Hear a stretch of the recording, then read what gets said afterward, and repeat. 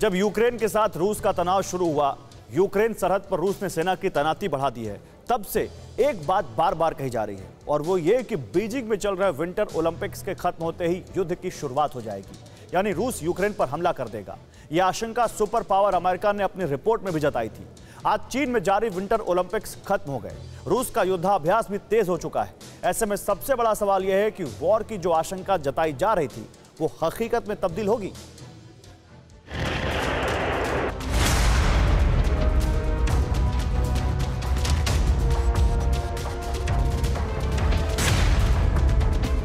युद्ध की घनघोर आशंकाओं के बीच बारूद बरस रहा है।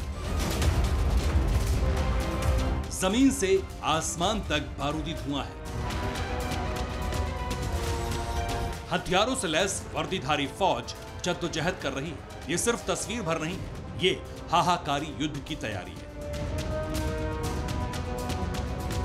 यूक्रेन तनाव के बीच रूस अपनी ताकत आजमा रहा है, दुनिया को अपनी विध्वंसक क्षमता दिखा रहा है। अमेरिका या कहिए कि नाटो को चेतावनी दे रहा है।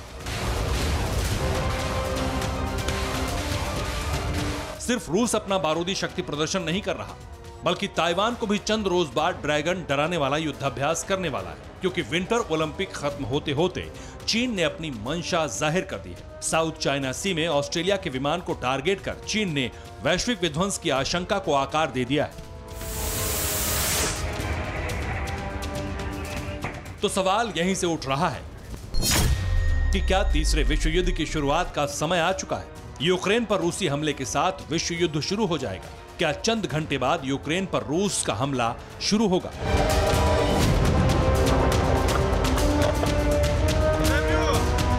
ये सवाल इसलिए उठ रहे हैं क्योंकि बार बार यह कहा जा रहा था कि चीन में विंटर ओलंपिक्स के अंत के साथ ही बारूदी खेल की शुरुआत हो जाएगी। जिसकी प्रतीक्षा थी वो पूर्ण हो चुकी है, इंतजार खत्म हो चुका है। जो शीतकालीन ओलंपिक का अड़ंगा था वो हट चुका है। चीन की महत्वाकांक्षी योजना सफल हो चुकी है। इसलिए युद्ध की डरावनी शुरुआत की भविष्यवाणी की जा रही है, और ऐसा इसलिए कहा जा रहा है क्योंकि ओलंपिक खत्म होते ही रूस के बारूदी खेल खेलने का इतिहास रहा है। 2008 में ओलंपिक खत्म होते ही रूस ने जॉर्जिया पर हमला किया था। 2014 में विंटर ओलंपिक खत्म होते ही रूस ने क्रीमिया पर अटैक किया था। इस बार जब यूक्रेन के साथ तनातनी शुरू हुई तो चीन में विंटर ओलंपिक चल रहा था। चीन और रूस में नजदीकी किसी से छिपी नहीं है।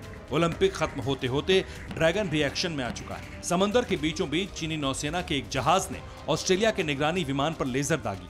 ऑस्ट्रेलियाई P-8-1 पोसाइडन विमान ऑस्ट्रेलिया के उत्तरी हिस्से की ओर बढ़ रहा था, तभी अचानक विमान पर एक लेजर की रोशनी देखी गई। चीन की इस हरकत पर ऑस्ट्रेलिया ने सवाल उठाया है।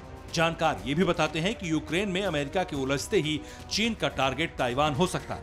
यही वजह है कि ताइवान भी अपनी ताकत दिखाने वाला है।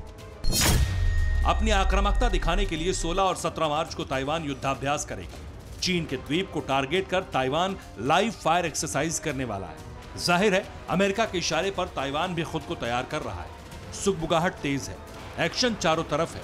विंटर ओलंपिक खत्म हो गया, यही वजह है कि रूसी हमले की उलटी गिनती शुरू होने की बातें कही जा रही हैं। विश्व युद्ध की शुरुआत से जुड़े सवाल उठाए जा रहे हैं। Bureau report, TV9 Bharatvarsh.